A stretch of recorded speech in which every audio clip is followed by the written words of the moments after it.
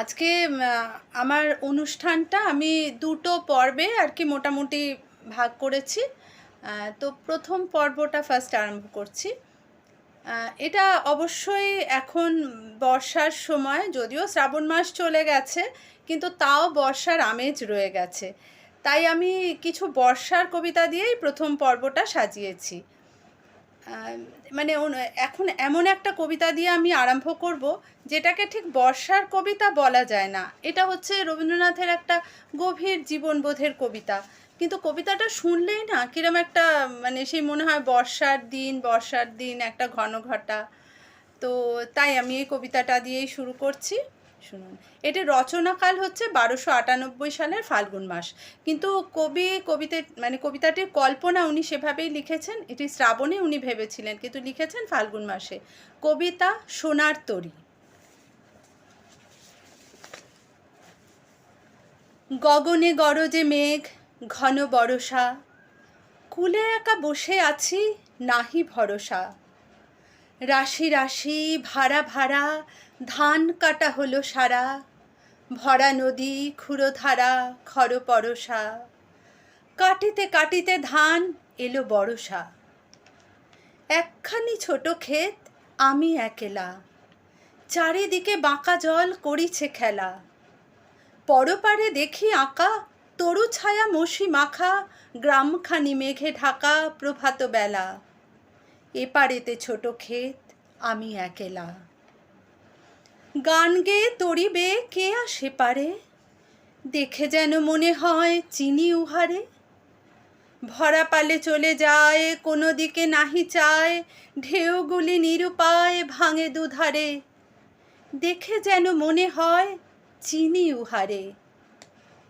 ওগো তুমি কোথা যাও কোন বিদেশে, বারেক ভিড়াও তরি কুলেতে এসে। যেও যেথা যেতে চাও যারে খুশি তারে দাও, শুধু তুমি দিয়ে যাও ক্ষণিক হেসে আমার সোনার ধান কুলেতে এসে।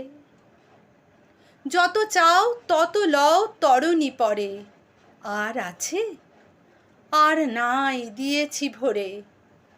এতকাল নদী কূলে যাহা লয়েছিনু ভুলে, সকলে দিলেম তুলে থরে বিথরে। এখন আমারে লহ করুণা করে। ঠাঁই নাই ছোট সে তরি, আমারই সোনার ধানে গিয়েছে ভরি। শ্রাবণ গগন ঘিরে ঘন মেঘ ঘুরে ফিরে, শূন্য নদীর তীরে রহিনু পড়ি। যাহা ছিল নিয়ে গেল সোনার তরি। কি অপূর্ব সুন্দর একটা কবিতা, একটা গভীর জীবনবোধের কবিতা। এই কবিতাটি যখন রবীন্দ্রনাথ লিখেছিলেন, যখন সেই সময় মানে ভীষণ হইচই পড়ে গেছিল, কিছু সমালোচনাও তিনি পেয়েছিলেন। অনেকে বলেছিল এটি মানে অবাস্তব, কারণ শ্রাবণ মাসে কখনো ধান কাটা হয় না, কাটিতে ঘাটিতে ধান এলো বরষা। সেই জন্য তিনি কিছু সমালোচনাও পেয়েছিলেন, কিন্তু সেই সময় নানা রকম পত্রপত্রিকায় ভীষণ প্রশংসাও তিনি অর্জন করেছিলেন। সেই সময় সুরেশচন্দ্র দ্বিবেদী বা সেই সময়কার যারা সমালোচক ছিলেন তারা বলেছিলেন এত সুন্দর কাব্যময় একটা কবিতা বহুদিন বাদে আর কি, মানে এটা একটা মাইলস্টোন। আসলে রবীন্দ্রনাথের সব কবিতাই এক একটি মাইলস্টোন। কোনটা ছেড়ে কোনটা বলবো, ঠাঁই নাই আমাদের জীবনের ছোট তরিতে যেন রবীন্দ্র কাব্য একটা মানে বিশাল উপচে পড়ছে। আমরা কোনটা ছেড়ে কোনটা বলবো সেটাই বোঝা মুশকিল। তো এই আজকে এরপরে বর্ষার দিনে এখন আমার ছোট করে মনে পড়ছে, মানে ভীষণ সেই ছোটোবেলায় আমরা শুনেছি, ছোটোবেলার সেই বৃষ্টি পড়ে টাপুর টুপুর, আমি সেই কবিতাটি এবার শোনাচ্ছি। শুনলেই একটা ছোটোবেলার স্মৃতি মনে চলে আসে।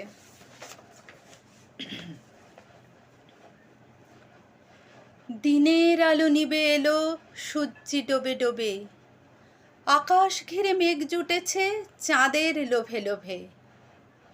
মেঘের উপর মেঘ করেছে রঙের উপর রং, মন্দিরেতে কাঁসর ঘণ্টা বাজলো ঠং ঠং। ও পাড়েতে বৃষ্টি এলো ঝাপসা গাছপালা, এপারেতে মেঘের মাথায় 100 মানিক জ্বালা। বাদলা হাওয়ায় মনে পড়ে ছেলেবেলার গান, বৃষ্টি পড়ে টাপুর টুপুর নদে এলো বান।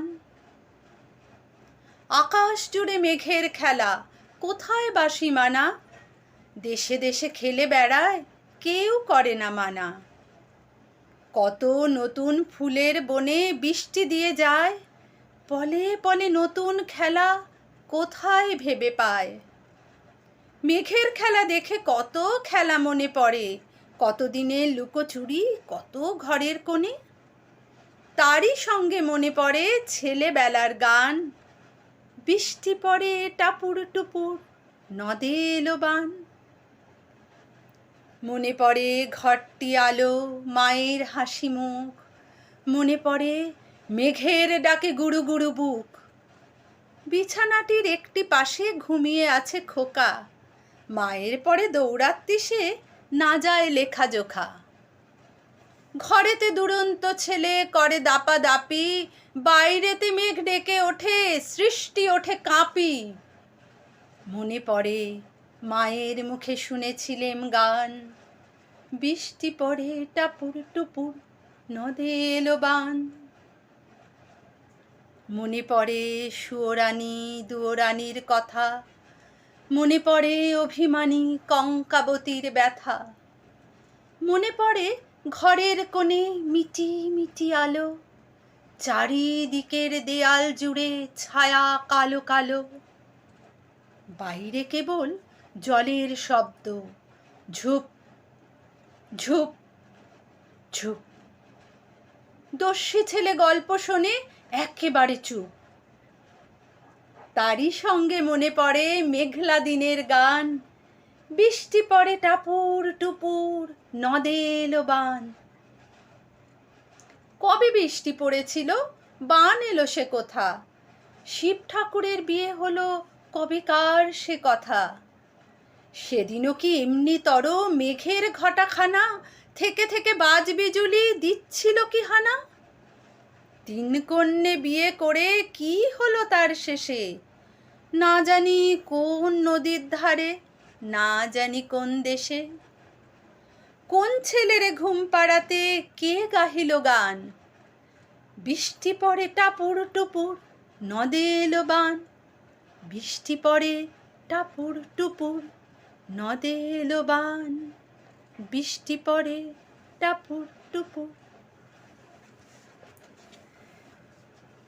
আমি অনেক দেখতে পাচ্ছি, মানে কবিতার ভেতরে আছি, তাই আমি মানে ঠিক বুঝতে পারছি না। সবাইকে অনেক ধন্যবাদ সাথে থাকার জন্য, ভীষণ ভালো লাগছে। আচ্ছা, এরপরে মানে এই যে আমাদের মানে একটা সুন্দর একটা সুরেলা কবিতা আমরা শুনলাম, বৃষ্টির শব্দ যেন আমাদের চারদিকে মানে মনে হচ্ছে যেন বৃষ্টি পড়ছে আর কি, এরকম এত সুন্দর একটা কবিতা। আর বর্ষা রবীন্দ্র কাব্য প্রায় সমার্থক। বর্ষা ছিল কবির অত্যন্ত প্রিয় একটি ঋতু। মানে তিনি বিভিন্ন প্রসঙ্গে নিজেই বলেছেন তার বর্ষার প্রেমের কথা, মানে বর্ষাকে তিনি অত্যন্ত ভালোবাসতেন, বর্ষা ঋতুকে। এখন আমি দেখতে পাচ্ছি বর্ষার আমি একটু কবিতা থেকে একটু অন্যদিকে যাচ্ছি। বর্ষা নিয়ে কবি রবীন্দ্রনাথ ঠাকুর তার ছিন্নপত্রে একটি চিঠিতে খুব সুন্দরভাবে বর্ণনা করেছেন তার বর্ষা প্রেমের কথা। আমি সেটি একটু আপনাদের অংশ বিশেষ পড়ে শোনাচ্ছি। এটি তিনি লিখেছিলেন 2রা আষাঢ় শিলাইদহে 1299 সালে। যদিও এখন শ্রাবণ মাস পেরিয়ে এসেছি, তাও আষাঢ়টাই আমরা শুনি এখন রবীন্দ্রনাথের জবানিতে। কাল আষাঢ়স্য প্রথম দিবসে বর্ষার নবরাজ্যাভিষেক বেশ রীতিমতো আড়ম্বরের সঙ্গে সম্পন্ন হয়ে গেল। দিনের বেলাটা খুব গরম হয়ে বিকেলের দিকে ভারী ঘন ঘটা করে মেঘ করে এলো। কাল ভাবলুম বর্ষার প্রথম দিনটা আজ বরঞ্চ ভেজাও ভালো, তবু অন্ধকূপের মধ্যে দিন যাপন করব না। জীবনে 99 সাল আর দ্বিতীয়বার আসবে না। ভেবে দেখতে গেলে পরমায়ুর মধ্যে আষাঢ়ের প্রথম দিন আর কবারই বা আসবে। সবগুলো কুড়িয়ে যদি 30টা দিনও হয়, তাহলেও খুব দীর্ঘ জীবন বলতে হবে। সবগুলো মেঘদূত লেখার পর থেকে আষাঢ়ের প্রথম দিনটা একটা বিশেষ চিহ্নিত দিন হয়ে গেছে নিদে নামার পক্ষে। আমি প্রায় এক এক সময় ভাবি, এই যে আমার জীবনে প্রত্যহ একটি একটি করে দিন আসছে, কোনটি সূর্যোদয় সূর্যাস্তে রাঙা, কোনোটি ঘনঘোর মেঘে স্নিগ্ধ নীল, আবার কোনোটি পূর্ণিমার জ্যোৎস্নায় সাদা ফুলের মতো প্রফুল্ল। এগুলি কি আমার কম সৌভাগ্য এবং এরা কি কম মূল্যবান? 1000 বৎসর পূর্বে কালিদাস সেই যে আষাঢ়ের প্রথম দিনকে অভ্যর্থনা করেছিলেন এবং প্রকৃতির সেই রাজসভায় বসে অমর ছন্দে মানবের বিরহ সঙ্গীত গেয়েছিলেন, আমার জীবনেও প্রতি বৎসরে সেই আষাঢ়ের প্রথম দিন তার সমস্ত আকাশ জোড়া ঐশ্বর্য নিয়ে উদয় হয়। সেই প্রাচীন উজ্জয়িনীর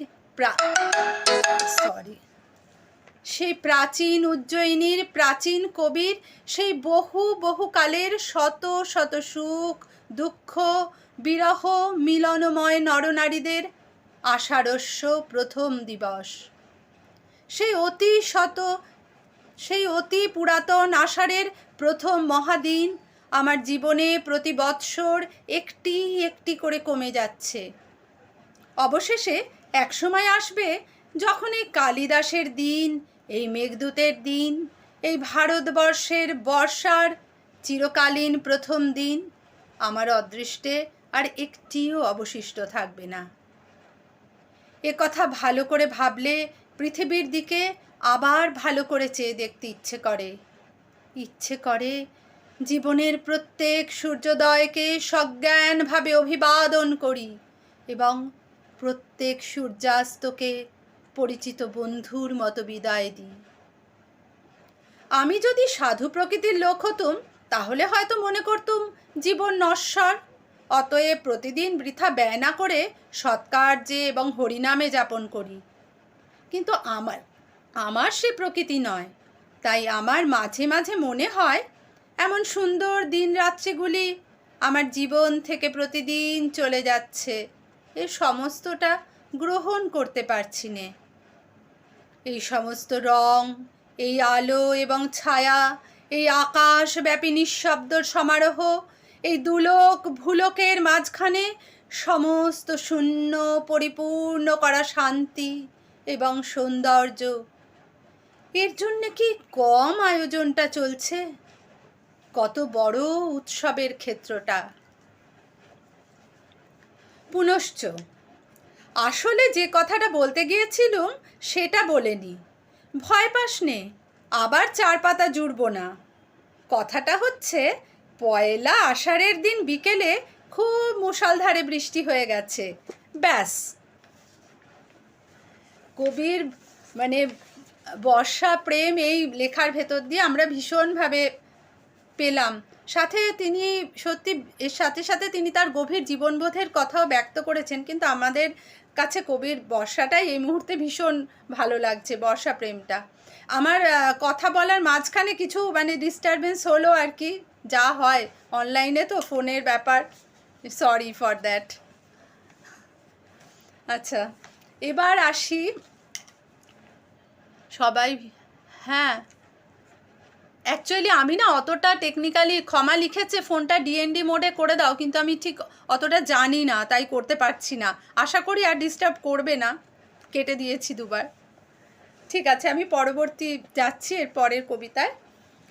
আমাদের যে এই যে বর্ষা, কবির যে বর্ষা প্রেম, এইটা নিয়ে আরেকটা কবিতা আমি পড়ে শোনাবো। কবিতাটি হচ্ছে ভীষণ, কবিতাটা শুনলেই বোঝা যায় কবির ভেতরে বর্ষাটা কতটা এতে ছিল আর কি, তিনি বৃষ্টিকে কি ভালোই না বাসতেন। কবিতাটির নামই হলো নববর্ষা। এটি দিয়ে আমি প্রথম পর্ব শেষ করব। হৃদয় আমার নাচে রে আজিকে, ময়ূরের মতো নাচে রে, হৃদয় নাচে রে। শতবরণের ভাব উচ্ছ্বাস কলাপের মতো করেছে বিকাশ, আকুল পরাণ আকাশে চাহিয়া উল্লাসে কারে যাচে রে, হৃদয় আমার নাচে রে আজিকে, ময়ূরের মতো নাচে রে, হৃদয় নাচে রে। গুরু গুরু মেঘ গুমরি গুমরি গরজে গগনে গরজে, ধেয়ে চলে আসে বাদলের ধারা, নবীন ধান্য দুলে দুলে সারা। কুলায় কাঁপিছে কাতর কপত, দাদুরি ডাকিছে সঘনে, গুরু গুরু মেঘ গুমরি গুমরি গরজে গগনে গগনে। নয়নে আমার সজল মেঘের নীল অঞ্জন লেগেছে, নয়নে লেগেছে। নবতৃণ দলে ঘন বন ছায়, হরষ আমার দিয়েছি বিছায়। পুলকিত নিকুঞ্জে আজি বিকশিত প্রাণ জেগেছে, নয়নে সজল স্নিগ্ধ মেঘের নীল অঞ্জন লেগেছে।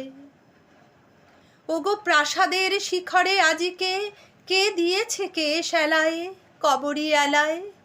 ওগো নবঘন নীলবাসখানি বুকের ওপরে কে লয়েছে টানি, তড়িৎ শিখার চকিত আলোকে ওগো কে ফিরেছে খেলায়। ওগো প্রাসাদের শিখরে আজিকে কে দিয়েছে কে সেলায়। ওগো নদী কূলে তীরতৃণ তলে কে বসে অমল বসনে, শ্যামল বসনে। সুদূর গগনে কাহার সে চায়, ঘাট ছেড়ে ঘট কোথা ভেসে যায়। নবমালতীর কচি দলগুলি আনমনে কাটে দশনে। ওগো নদী কূলে তীরতৃণ তলে কে বসে শ্যামল বসনে। ওগো নির্জনে বকুল শাখায় দোলায় কে আজ দুলিছে দোদুল দুলিছে। ঝড়কে ঝড়কে ঝরিছে বকুল, আঁচল আকাশে হতেছে আকুল। পুড়িয়া অলোক ঢাকিছে পলক, কবরী খুশিয়া খুলিছে। ওগো নির্জনে বকুল শাখায় দোলায় কে আজ দুলিছে। বিকচ কেতকী তটভূমি পড়ে কে বেঁধেছে তার তরণী তরুণ তরণী। রাশি রাশি তুলি শৈবাল দল ভরিয়া লয়েছে লোল অঞ্চল। বাদল রাগিনী সজল নয়নে গাহিছে পরানো হরণী। বিকচ কেতকী তটভূমি পড়ে বেঁধেছে তরুণ তরণী। হৃদয় আমার নাচে রে আজিকে, ময়ূরের মতো নাচে রে, হৃদয় নাচে রে। ঝড়ে ঘন ধারা নবপল্লবে কাঁপিছে কানন ঝিল্লির রবে। তীর ছাপি নদী কলকল্লোলে এলো পল্লীর কাছে রে। হৃদয় আমার নাচে রে আজিকে, ময়ূরের মতো নাচে রে, হৃদয় নাচে রে, হৃদয় নাচে রে।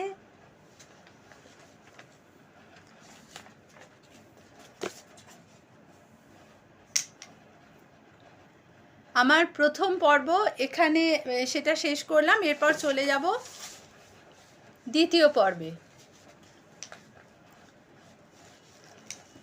দেখতে পাচ্ছি, বাহ ভালো লাগছে।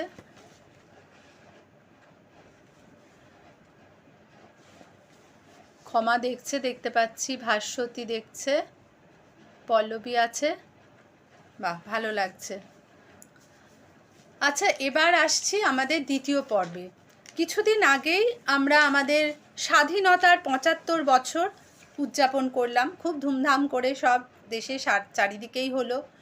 কিন্তু এই স্বাধীনতা অর্জন করতে গিয়ে প্রায় ২০০ বছরের ইংরেজের অধীন থেকে আমাদের যখন স্বাধীনতা লাভ করলাম, তার জন্য ভীষণভাবে আমাদের স্বাধীনতা সংগ্রামীদের তাদের জীবন বিসর্জন দিতে হয়েছে, অনেক কষ্ট সহ্য করতে হয়েছে, তবে গিয়ে আমরা এই স্বাধীনতা লাভ করেছি। এবং রবীন্দ্রনাথ এই স্বাধীনতা সংগ্রামে ভীষণভাবে অগ্রণী ছিলেন। আমার এখনকার পর্ব হচ্ছে স্বাধীনতা ও রবীন্দ্রনাথ। তার যে স্বাধীনতা সংগ্রামে রবীন্দ্রনাথের যে অবদান, সেটা মানে তার যে লেখনীর মাধ্যমে আমরা ভীষণভাবে পেয়েছি। স্বাধীনতা সংগ্রামীরা তার লেখায় উদ্বুদ্ধ হয়ে দেশের কোলে ঝাঁপিয়ে পড়েছে নানা সংগ্রামে, সেটা আমরা দেখেছি। তিনি দেশমাতৃকার বর্ণনায় তিনি বারবার ভীষণভাবে বলেছেন, বন্দনা করেছেন দেশমাতৃকাকে নানা রকম কবিতার মাধ্যমে। আমি তার একটি কবিতা বলছি।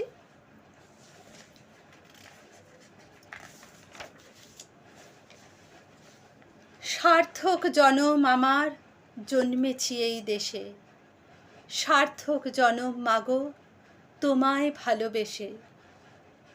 জানি নে তোর ধনরতন আছে কিনা রানীর মতন, শুধু জানি তোমার অঙ্গ জুড়ায় তোমার ছায়ায় এসে।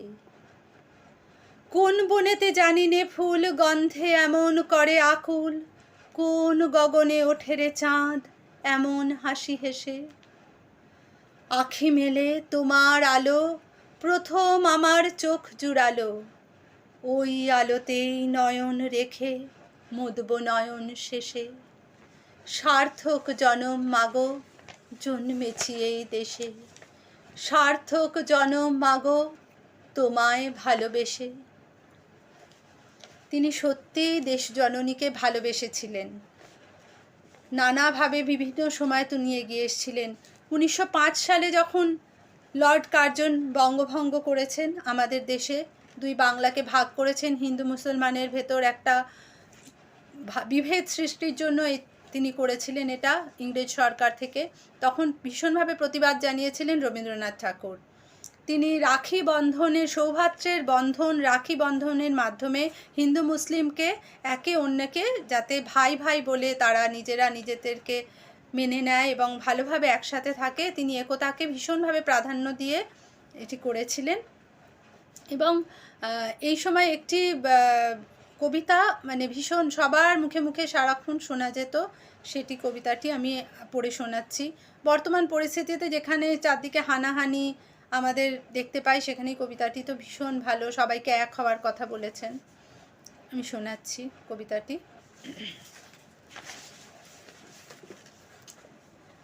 বাংলার মাটি, বাংলার জল, বাংলার বায়ু, বাংলার ফল, পুণ্য হোক, পুণ্য হোক, পুণ্য হোক হে ভগবান।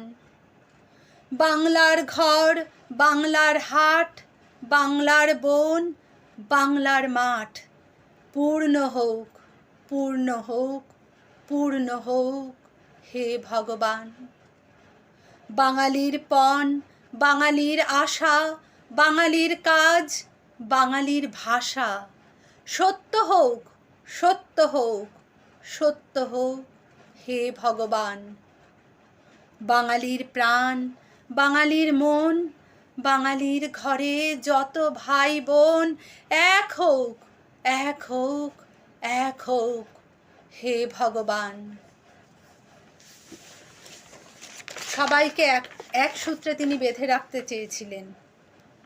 স্বাধীনতা সংগ্রামের বিভিন্ন পর্যায়ে তিনি এসে বুঝেছিলেন যে এই যে নতুন যুগ আসছে, এই নতুন যুগকে উপযোগী হতে গেলে, ভারতবর্ষকে এগিয়ে যেতে গেলে আমাদের পুরনো ধ্যান ধারণা, পুরনো সব কিছুকে ছাড়তে হবে, নতুনভাবে এগিয়ে যেতে হবে। তাই তিনি নতুন প্রজন্মকে ভীষণভাবে আহ্বান জানিয়েছিলেন যে নতুনের দিকে এগিয়ে যেতে। এই প্রসঙ্গে তিনি তার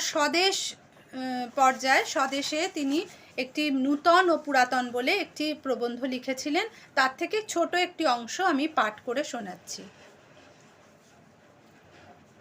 আমরা পুরাতন ভারতবর্ষীয়, বড় প্রাচীন, বড় শ্রান্ত। আমি অনেক সময় নিজের মধ্যে আমাদের সেই জাতিগত প্রকাণ্ড প্রাচীনত্ব অনুভব করি। মনোযোগপূর্বক যখন অন্তরের মধ্যে নিরীক্ষণ করে দেখি, তখন দেখতে পাই সেখানে কেবল চিন্তা এবং বিশ্রাম এবং বৈরাগ্য, যেন অন্তরে বাহিরে একটা সুদীর্ঘ ছুটি, যেন জগতের প্রাতঃকালে আমরা কাছারির কাজ সেরে এসেছি। তাই এই উত্তপ্ত মধ্যাহ্নে যখন আর সকলে কার্যে নিযুক্ত, তখন আমরা দ্বার রুদ্ধ করে নিশ্চিন্তে বিশ্রাম করছি। আমরা আমাদের পুরা বেতন চুকিয়ে নিয়ে কর্মে ইস্তফা দিয়ে পেনশনের উপর সংসার চালাচ্ছি, বেশ আছি। এমন সময় হঠাৎ দেখা গেল অবস্থার পরিবর্তন হয়েছে। বহুকালের যে ব্রহ্মত্বটুকু পাওয়া গিয়েছিল তার ভালো দলিল দেখাতে পারিনি বলে নূতন রাজার রাজত্বে বাজেয়াপ্ত হয়ে গেছে। হঠাৎ আমরা গরিব। পৃথিবীর চাষারা যেরকম খেটে মরছে এবং খাজনা দিচ্ছে, আমাদেরও তাই করতে হবে। পুরাতন জাতিকে হঠাৎ নূতন চেষ্টা আরম্ভ করতে হয়েছে। অতএব চিন্তা রাখো, বিশ্রাম রাখো, গৃহকোণ ছাড়ো। ব্যাকরণ, ন্যায়শাস্ত্র, শ্রুতি, স্মৃতি এবং নিত্য নৈমিত্তিক গার্হস্থ্য নিয়ে থাকলে আর চলবে না। কঠিন মাটির ঢেলা ভাঙো, পৃথিবীকে উর্বরা করো এবং নব মানব রাজার রাজস্ব দাও। কলেজে পড়ো, হোটেলে খাও এবং অফিসে চাকরি করো। রবীন্দ্রনাথ এই প্রবন্ধের মধ্যে দিয়ে বুঝিয়ে দিয়েছিলেন আমরা যেরকম বর্তমান যুগে যেরকমভাবে আমরা চলছি, তখনকার দিনেই তিনি বুঝে গিয়েছিলেন যে এর ছাড়া কোনো উপায় নেই। আমাদের সেই বাবু কালচারে অভ্যস্ত হয়ে থাকলে চলবে না, আমাদের এগিয়ে যেতে হবে, না হলে দেশ এগোবে না, আমরা স্বাধীনতা অর্জন করতে পারবো না। তিনি নতুন প্রজন্মকে বলেছিলেন সমস্ত বাধা বিঘ্ন, পুরাতন রীতি রেওয়াজ চিন্তাধারাকে ফেলে নতুনভাবে এগিয়ে আসতে। এই প্রসঙ্গে তার একটি কবিতা ভীষণভাবে মনে পড়ে, সেটি হলো বলাকা কাব্যগ্রন্থের সবুজের অভিযান। আমি কবিতাটি পড়ে শোনাচ্ছি। ওরে নবীন, ওরে আমার কাঁচা, ওরে সবুজ, ওরে অবুজ, আধমরাদের ঘা মেরে তুই বাঁচা। রক্ত আলোর মদে মাতাল ভরে আজকে যে যা বলে বলুক তোরে, সকল তর্ক হেলায় তুচ্ছ করে পুচ্ছটি তোর উচ্চে তুলে নাচা। আয় দুরন্ত, আয় রে আমার কাঁচা। খাঁচাখানা দুলছে মৃদু হাওয়ায়, আর তো কিছুই নড়ে নাড়ে। ওদের ঘরে, ওদের ঘরের দাওয়ায়, ওই যে প্রবীণ, ওই যে পরম পাকা, চক্ষু কর্ণ দুইটি ডানায় ঢাকা, ঝিমায় যেন চিত্রপটে আঁকা অন্ধকারে বন্ধ করা খাঁচায়। আয় জীবন্ত, আয় রে আমার কাঁচা। বাহির পানে তাকায় না যে কেউ, দেখে না যে বান ডেকেছে, জোয়ার জলে উঠছে প্রবল ঢেউ। চলতে ওরা চায় না মাটির ছেলে, মাটির পরে চরণ ফেলে ফেলে। আছে অচল আসনখানা মেলে, যে যার আপন উচ্চ বাঁশের মাচায়। আয় অশান্ত, আয় রে আমার কাঁচা। তোরে হেথায় করবে সবাই মানা, হঠাৎ আলো দেখবে যখন ভাববে এ কি বিষম কাণ্ডখানা। সংঘাতে তোর উঠবে ওরা রেগে, শয়ন ছেড়ে আসবে ছুটে বেগে। সেই সুযোগে ঘুমের থেকে জেগে লাগবে লড়াই মিথ্যা এবং সাঁচায়।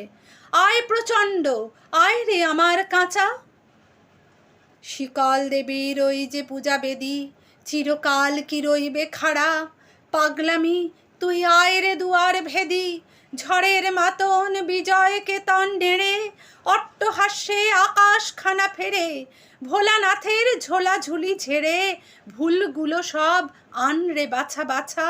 আয় প্রমত্ত, আয় রে আমার কাঁচা। আনরে টেনে বাঁধা পথের শেষে, বিবাগী কর অবাধ পানে, পথ কেটে যাই অজানাদের দেশে। আপদ আছে, জানি আঘাত আছে, তাই জেনে তো বক্ষে পরাণ নাচে। ঘুচিয়ে দে ভাই পুঁথি পোড়োর কাছে, পথে চলার বিধি বিধান যাচা। আয় প্রমুক্ত, আয় রে আমার কাঁচা। চিরযুবা তুই যে চিরজীবী, জীর্ণ জরা ঝরিয়ে দিয়ে প্রাণ অফুরান ছড়িয়ে দে দ্বার দিবি। সবুজ নেশায় ভোর করেছিস ধরা, ঝড়ের মেঘে তড়ি তড়িৎ ভরা। বসন্তের পরাশ আকুল করা, আপন গলার বকুল মালা গাছা। আয় রে অমর, আয় রে আমার কাঁচা।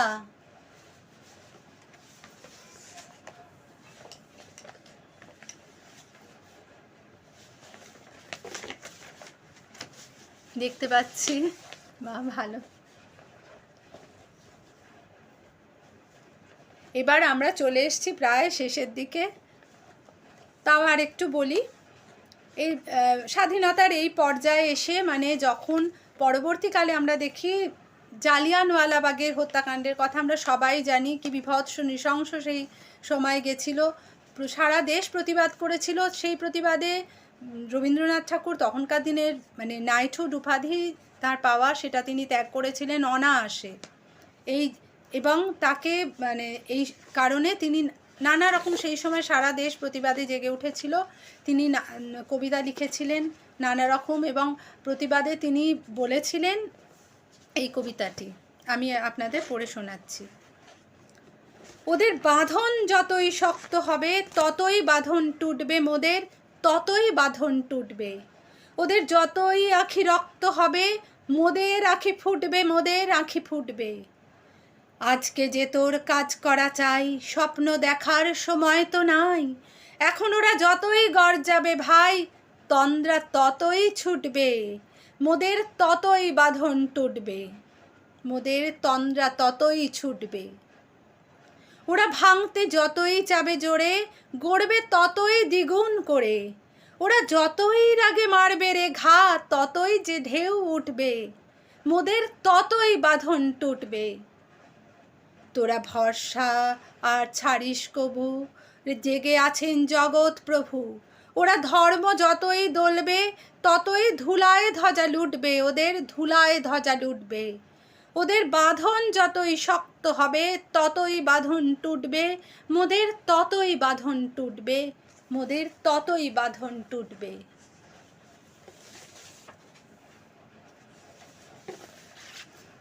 রবীন্দ্রনাথের কবিতা যত বলা যায় ততই মানে শেষ নেই এর কোনো। আপাতত আমি আজকে আমার এই অনুষ্ঠান শেষ করছি তার লেখা আরেকটি কবিতা দিয়ে, তার দেশের বন্দনায় লেখা আরেকটি কবিতা, খুব মানে সুন্দর একটি কবিতা।